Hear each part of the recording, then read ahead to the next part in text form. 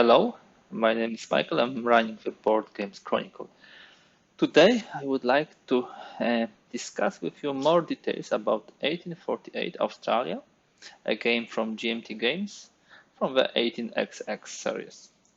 I already created the unboxing video, link below. Today, I would like to go more into the rules, into the mechanics, into the theme of the game. You will be able to learn how does it differ from other 18xx games, but also what are those 18xx games about. Uh, Now, regarding the Australia game itself, it's a kind of a semi-historical railroad game for 3 to 6 players. It really does not play well for 2 players. You need really three to have a nice interaction. We have in this game some historical constraints which were hindering the development of railway in the Australia. We'll see in the rules how does it look like. But of course, all other things, how the companies will develop, where the tracks will be laid, which private and public companies will be used, it's up to you. It's up to the players. So the plan for today after this intro is first of all to go through the general 18xx rules. Then we'll go to the specifics of 1848 Australia. How does it differ from the regular or average 18xx game? And also that way show you kind of the mechanics and then how does it play. So there will be 2 main parts, the generic rules and the specific rules for this game. In essence, every 18xx game consists of 2 separate series of actions, repeated until the game ends, and these are the stock rounds and the operating rounds. In Australia, you track it here. There's a special pawn which shows which stock round it is and which operating rounds. And there could be unlimited number because the end game conditions are usually different from game to game and does not depend on the number of turns. As you can see with this pawn, you will be ordering which round it is.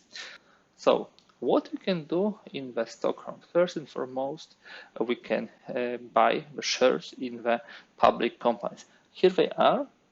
Each of them has like 10 shares, and the first share is the director share worth 20%. Each next is worth 10%. When you buy a share of a company, you set its initial price, and the price can be from 70 to 100. Except for car company, which is always 100. That's for Australia. And during the stock round, you can always sell the shares, but you cannot do the 2 things, sell and buy of the same company. The other important part of the 18xx games are the operating rounds. And the farther you go with the game, the more operating rounds between each and every stock round. What you can do in the operating rounds of 18xx. First of all, just to differentiate, the stock rounds are the rounds for the players. The players are buying the shares in the companies. The operating rounds are the rounds for the companies. And the directors of the companies, so whoever has the highest share of this company, make decision what to do, what they can do. First of all, build tracks, and you start with the yellow tracks. Yeah, they're simple yellow tracks. Then, when you proceed with the game, you upgrade to the green tracks, and at the end of the game, you can use the brown and then the gray ones. By the way, those trays are from the Rails on Boards. Very good company. If you are in the need of any kind of trays, they have very wide variety. I will post the link at the description of the video. So first of all, you can build the tracks.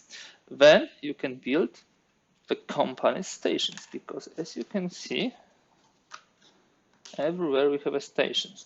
So for example, if you start with this company, you have your first version here. You will put the initial track in the first round. And then in the next round, you can put 2 other tracks, for example here, free of charge, unless it goes through some rough terrain, when, for example, mountains, when you have to pay more. Oh, sorry, we cannot fix it here. You see, you got me. So we can put it here like that. That's the essence of the operating ground: building tracks, building the stations. These are the 2 important parts. Also, once you did those 2 things, you will be running the trains, notional trains. You have the types here. We'll discuss them in a moment. Those trains simply transport the notional passengers from station to station, and the more worthy the station, the more you earn. For example, from this station to this is 20, but as you can see, the greens gives more money, the browns more, and the gray ones even more. The game ends at a predetermined point when we check who won, and in order to check who won, we identify the player with the most worth. So cash on hand, but also the shares, and we look at the shares value. Let me put those back here. And for the shares value, you have a big track here. So if you have, for example, a company, which starts like here, 2 companies. And for example, the green one runs its train. It has an option to withhold the dividend when their shares go down, or they can pay the dividend to the shareholders when it goes up. This is during the operating round. During the stock round, if somebody sells the shares, they go down, but in this dimension. But if all shares are bought, and there's an empty space here, and all the shares are in the hands of the players, then they go up one row. So as you can see, there are ways to manipulate the value of the shares, the value of the whole company. Sometimes you want to sell the shares to get out of the company because there is no future for them. Sometimes you want to buy more shares because it seems that they are on the rise. Important feature of all 18xx games are the trains. Here are the trains, here are their costs, but you can also see some numbers. What does those numbers mean? That means how many stations this train can travel.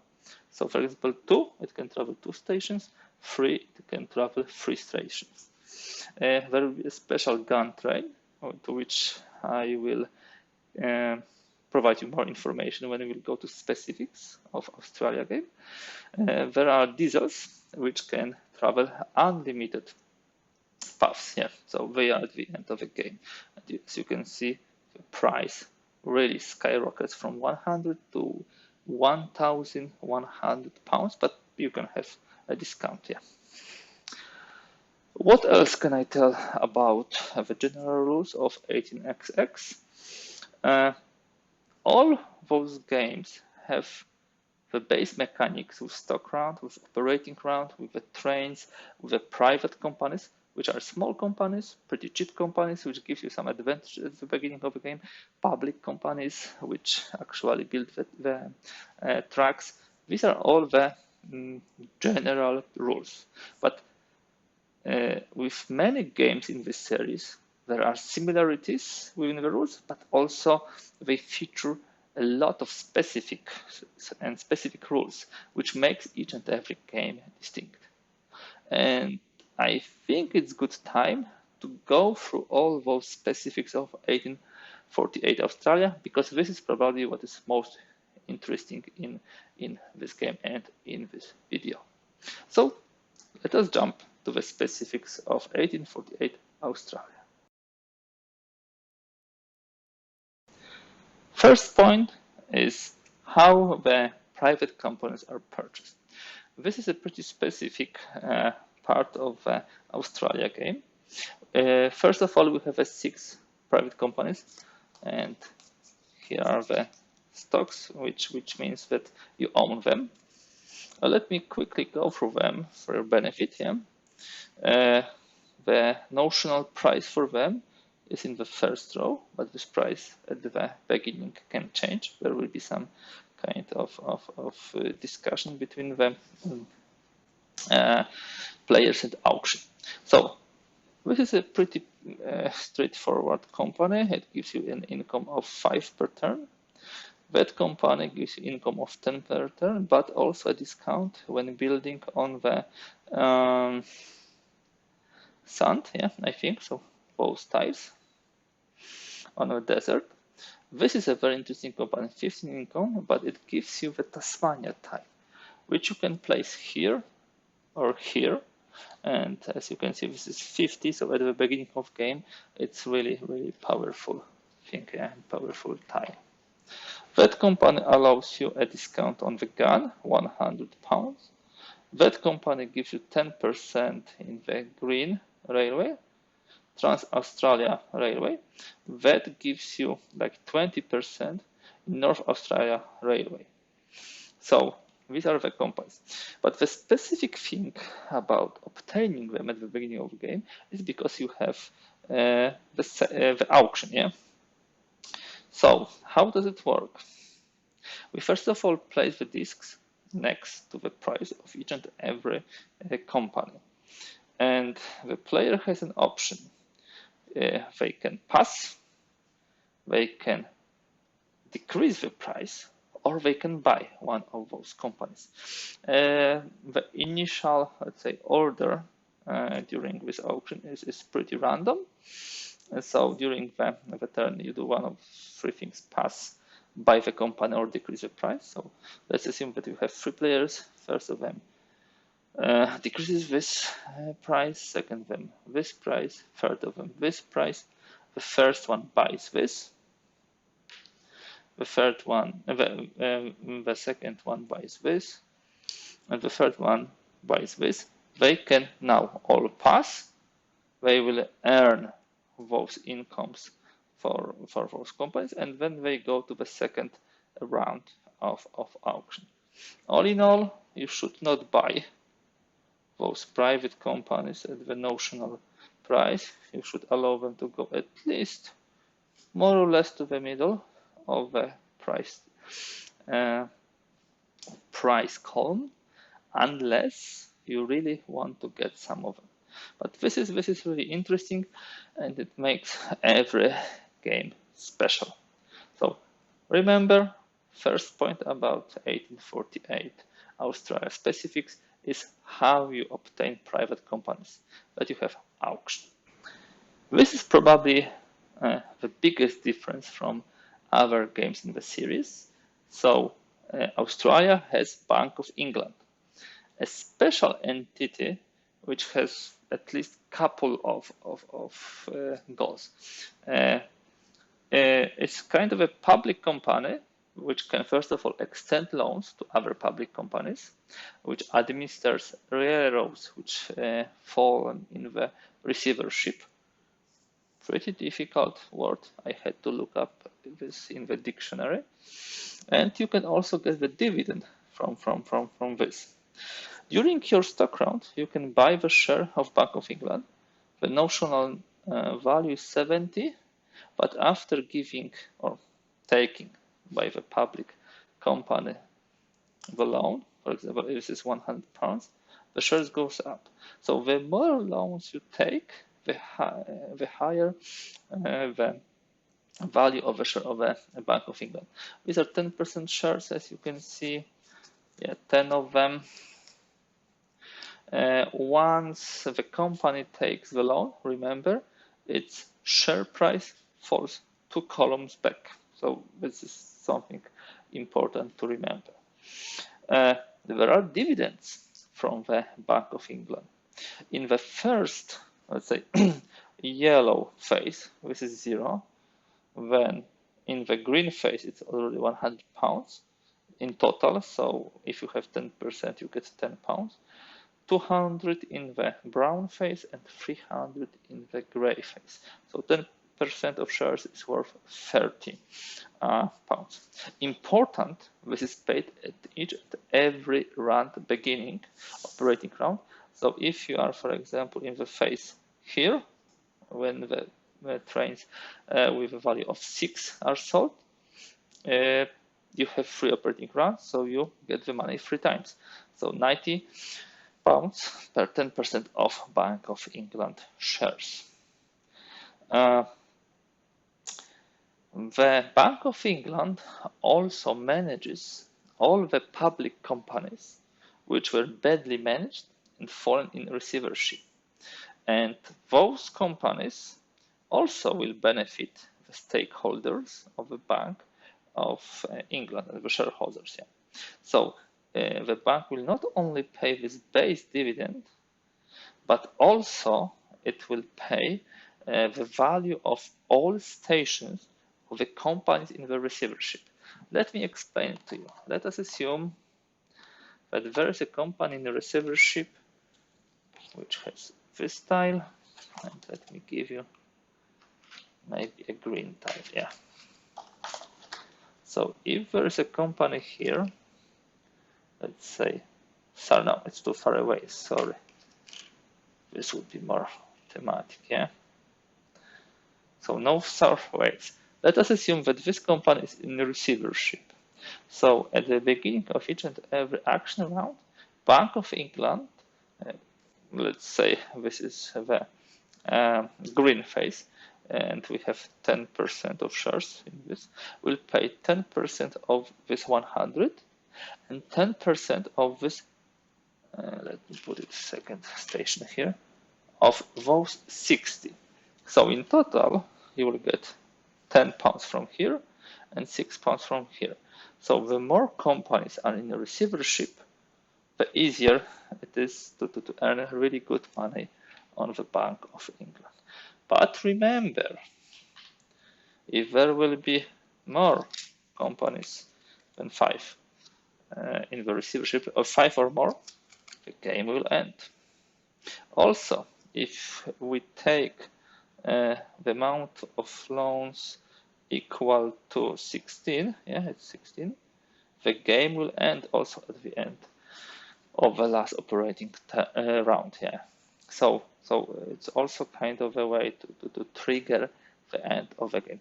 And here are the money for the loans for the Bank of England. So remember, Bank of England is a new feature in the Australia. This bank will be providing the loans. The loans, as I told you, costs the companies losing of their share value, but does not have to be repaid. And also the loans are kind of a cheap money which funds the investments of public companies. But still, remember, you may fall in receivership, and once you fall in receivership, the company starts to be managed by the Bank of England. I read some articles on the board game geek in the internet that it's really beneficial to combine the ownership of Bank of England and some companies, because at some point in time you can dump them, take a lot of loans from bank, and transfer actually money here. Maybe I have not tried it yet, but probably that can be a good idea. This really changes a lot in the game.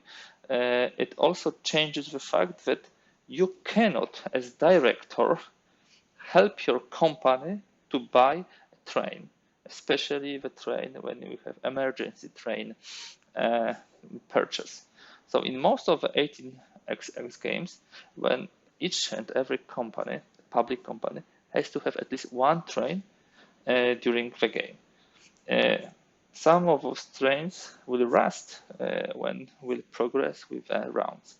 Still, each and every company has to have one train. So if they lose a train, all trains, in all the games, there is a rule that the company has to buy a train, but if the company has not enough money to buy a train, the director would be able to help. Not in this installment of the series. In this installment of the series, you take the loans. First loan costs you 2, but the second and third loan costs you 3 columns move. So it pretty quickly can push the company into the receivership. Okay, and that's all for the Bank of England. That's all for the companies in receivership. That's all for the loans. Let's move further. Something pretty interesting and typical for Australia, and the rule which is also implemented in the game, are the changes of gauges. Different parts of Australia use different gauges. All you see, the colonies actually have different gauges due to the historical reasons. As a result of laying or upgrading a tile, a gauge change occurs, which will impact what you can build and how you can build. Important to note, the colonies with the different gauges are marked with a color. So yeah, you can see no surface and over here and over here. So what happens when you move from one to another? Let us assume the example here. Okay, this is a case city. Now we should not use this one. We can use simply two of them. Let's say that you are connecting those two cities. And if you do, you need to put the white token here, which acts as an additional city on this path worth 0. So if you have a train of 2, like here, this train will go from this station to this point only, earning you 20. So this is just additional station on path, which gives you nothing. Still, in this game, you have a way to go around it, because you can buy the special upgraded type of this train, 2 Plus. It's more expensive. Depending on the type of a train, it's more expensive by 10-20%. But this Plus allows you to go through one of the gauges changes. So this 2 Plus can go from here to here, because this gauge changes. Gauge change is covered by this Plus, and it earns 40. Pretty thematic, a small addition to the game, but makes your decisions really important, whether to buy a more expensive train and be able to travel, or maybe to save on the train and only travel within those colonies. Now, let us talk about the Ghan. What's this? What's the Ghan? The Ghan is the name of a railway that runs from Adelaide. Let me check whether we have Adelaide here. We should have, from Adelaide to via Alice Springs to Darwin. So in this game, you have actually the connection of here, Adelaide to Alice Springs. It is one of the longest train connections. It has almost 3,000 kilometers in the length. It was constructed in 19th century in Australia, so this game also covers this. The Ghan is a special train. You can start building it when you reach the 5 trains. It travels from Adelaide to Alice Springs only, so this is 2 stations, but the specific thing is that it goes through any number of stations, of course, if they are neutral or yours. If they are occupied by the opponent, you cannot do it. Let us try to do an example. Yes, let us do it that way. And now here should be enough. We're building this.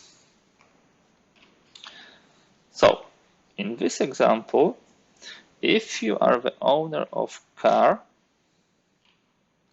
you can run the Ghan because you have a connection from Alice Springs to Adelaide. and there are only neutral stations. If you have such situation, you can also run the gun with a car company, because you are not crossing any space with the opponent's station only. But this orange company cannot run the gun because it goes through this car station, which is blocking its connection. So remember about this.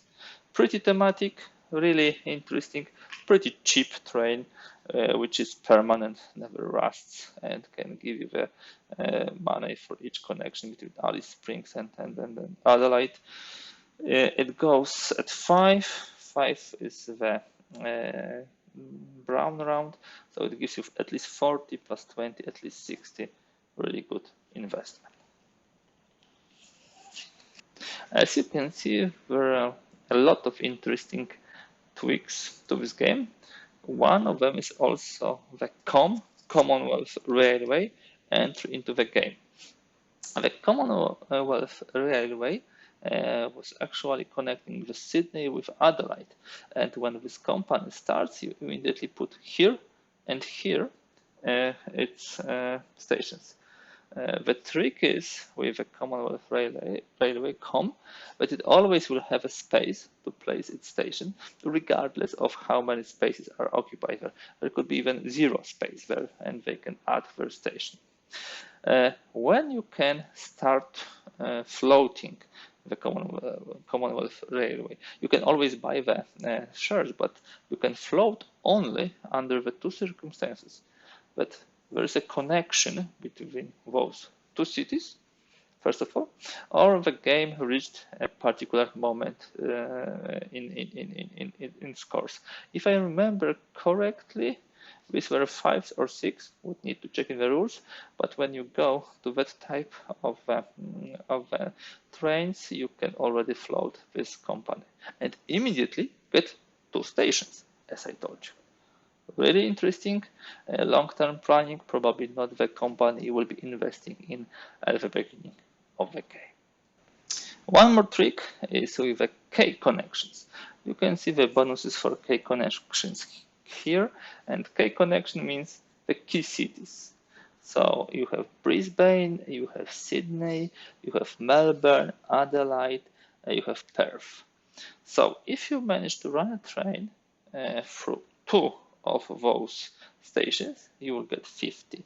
3, 100. 4, 150. 5, so 1, 2, 3, 4, 5, you will get additional £200. This is really nice bonus, nice trick, and it also encourages you to do the certain connections, like it was historically. The government will pay extra, and of course the passengers will be delighted. So this is another addition to this game, another small tweak. One more thing which I would like to touch upon is the certificate limit in hands of the players. It's in each and every 18xx game, but here it is specifically resolved. Here we have a certificate limit table, of course, next to the Bank of England. It first of all depends on the number of players, but it also depends on the number of the companies in receivership. So if you can see, the more you have, the smaller the limit is. On top of this, and this is very new and important rule, there is certificate limit adjustments when the companies falls into the receivership. First of all players are reduced based on this table, as you can see. That's pretty straightforward. But what is more, in a 3 or 4 players game, the director, or let's say the former director of a company which has fallen into the receivership, has its limit reduced by another 2. In a 5 or 6 player game, it's reduced by another 1. So if you were a director who allowed the company to fall in the receivership, you will be punished twice. First of all, your limit will fall just like everybody, because there are more companies in receivership. but you will also lose some certificates limit because you were bad directed. Example, if we have 3 players and we have 0 companies in receivership, it's 20 limit. If one of those companies falls in receivership, we move to 18, but the director of this company has additional 2 removed, so he falls into the 16 limit of the certificate. Also interesting mechanic, which balances a little, all those receivership plays just to pump up the Bank of England stock. So really, really nice mechanic. The last specific about 1848, which I would like to draw your attention to, will be how the game ends. And there are a couple of end of game triggers. First of all, and this is pretty common across all the games, is when the bank runs out of money. Yep, it's possible that the bank runs out of money when, especially at the end of the game, when the trains are traveling a long distances and can earn a lot of money. The second condition would be a company's share price has reached the highest possible position on the share price chart.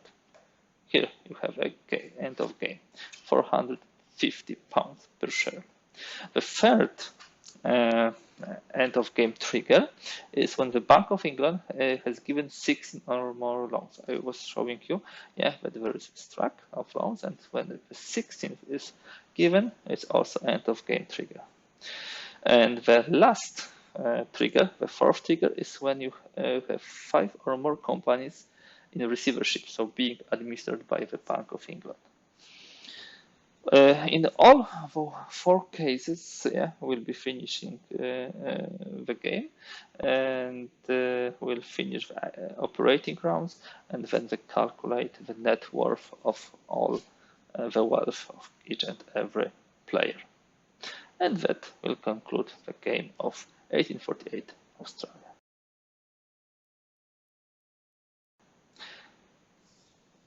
Okay, guys, that's all for today. I hope that it was a useful video for you. I tried to show the slight historical background of 1848 Australia, some general rules of the games in the series. But what was most important in this video is to show you the specifics of 1848. I played this game already a couple of times. It's really interesting. I really like it, and had a chance previously play another 2 titles in the series. All those small tweaks, all those small rules really makes this very thematic. And the large rules which differ it from the other games, so the Bank of England and all this stuff with loans and receivership, it makes it really unique.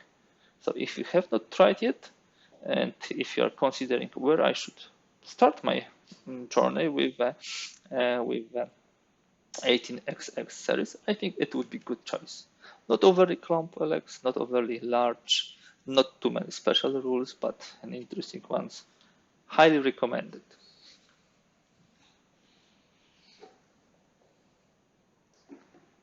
That's all for today. I will be back with 1848 Australia example of play. I will go through the beginning of the game, so the auction of the private companies will go through the initial stock rounds, couple of operating rounds, so you can see the flow, how the game develops, and simply hope that it will help you very quickly to get into it. For today, I would like to finish. I would like to thank you for being with me here, for watching this video. If you like it, please give thumbs up. If you would like to see more content like this, I would be really delighted if you subscribe to this channel.